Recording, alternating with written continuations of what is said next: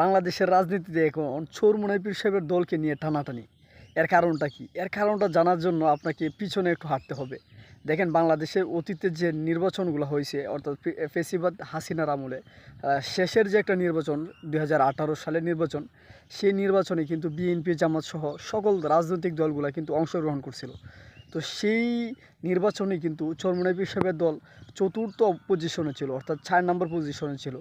যদিও শেখ হাসিনা মানে কারচুপি করে সেই ক্ষমতায় গেছে, অন্যান্য দলগুলা মানে নির্বাচন থেকে সরে গিয়েছিল, কিন্তু রেজাল্টে দেখা গেছে যে মানে ৪ নম্বর পজিশনে কিন্তু চরমোনাই পীর সাহেবের দল ছিল।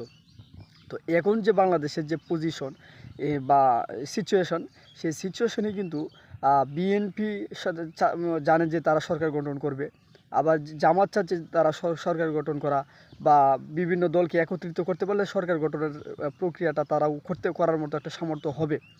তো এই ক্ষেত্রে চরমোনাইয়ের একটা হিউজ পরিমাণ ডিমান্ড, সেটা হচ্ছে যে চরমোনাই পীর সাহেব কিন্তু এখন তার রাজনৈতিক যে পজিশন, সেই পজিশন অনুযায়ী তারা কিন্তু ৩ নম্বর পজিশনে আছে, অর্থাৎ তাদের পজিশনটা ৩ নম্বর। তারা যেদিকে যাবে সেদিকেই দেখা যাচ্ছে যে একটা বিশাল একটা ব্যাপার স্যাপার।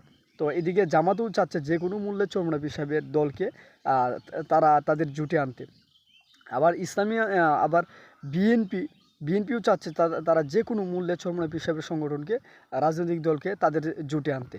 এইদিকে সকল দল অর্থাৎ অন্যান্য যে দলগুলো রয়েছে বাম ডান, তাদেরও কিন্তু মানে এই চরমোনাই পীর সাহেবের সংগঠনটা হিউজ পরিমাণ ডিমান্ড মানে তাদের রয়েছে, আপনারা জানেন একটা। আর সবচেয়ে বড় কথা হচ্ছে, তো এই মুহূর্তে যে চরমোনাই পীর সাহেবের অবস্থান কী, যে চরমোনাই পীর সাহেবের অবস্থানটা হচ্ছে এরকম যে আমরা যদি দেখি চরমোনাই পীর সাহেবের সংগঠন ইসলামী আন্দোলন তথা হাত পাকা প্রতীকের যে দলটা, সেটা অতীতে আওয়ামী লীগ এবং বিএনপি জামাত ইসলাম সহ কারোর সাথে জোট করা নাই, অর্থাৎ একলা নীতিতে তারা মানে পথ হেঁটেছেন। তাদের যে রাজনৈতিক যে একটা ভাবনা বা ভবিষ্যৎ, তারা কিন্তু একটা বড় ধরনের একটা এই স্বপ্ন নিয়ে তারা মানে সামনের দিকে এগিয়ে যাচ্ছেন, যার ফলে আওয়ামী লীগ এবং বিএনপির সাথে তারা জোট করে নাই। আর এর ফলাফল কি হয়েছে যে আজকে তারা ৩ নম্বর পজিশনে আছে এবং বিরাট একটা মানে বিরাট বড় একটা পার্টিতে তারা রূপান্তরিত হয়েছে।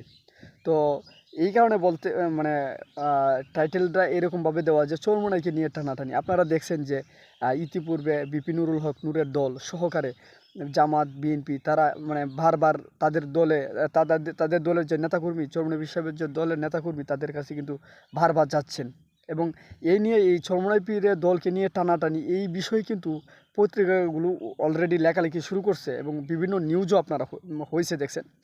তো ওনারা কি বিএনপি বা জামাতের সাথে জুটে যাবেন কি না, সেটা অনেক বড় ধরনের একটা কোশ্চেন।